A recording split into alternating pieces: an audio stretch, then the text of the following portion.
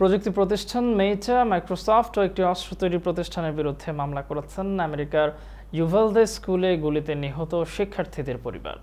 2022 সালের 24 মে ইউভালদের একটি স্কুলে ঢুকে ভয়াবহ গুলি চালান 18 বছর বয়সী তরুণ সালভাদর রামোস। এতে 19 শিক্ষার্থী এবং 2 শিক্ষক নিহত হন, আহত হন আরও 17 জন।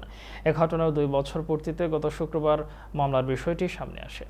আমেরিকার ইতিহাসে অন্যতম ভয়াবহ ঘটনা ছিল এই বন্দুক হামলা। প্রথম মামলাটি করা হয়েছে ইউভালদের জেলা আদালতে। এতে আসামি করা হয়েছে দানিয়েল ডিফেন্স নামের অস্ত্র প্রস্তুতকারক প্রতিষ্ঠানটিকে। বন্দুকধারী তরুণ সালভাদর রামোস হামলার সময় যে অস্ত্রটি ব্যবহার করেছিলেন সেটির প্রস্তুতকারক প্রতিষ্ঠান দানিয়েল ডিফেন্স। এটি জর্জিয়া ভিত্তিক একটি প্রতিষ্ঠান। আর দ্বিতীয় মামলাটি করা হয়েছে লস অ্যাঞ্জেলস সুপ্রিম কোর্টে। এতে আসামি করা হয়েছে ফেসবুকের মাদার কোম্পানি মেটা ও মাইক্রোসফটের সহযোগী প্রতিষ্ঠান ব্লিজার্ডকে। পরিবারটির দাবি এই দুটি প্রতিষ্ঠান অবৈধভাবে অস্ত্রের বিজ্ঞাপন প্রচার করেছে।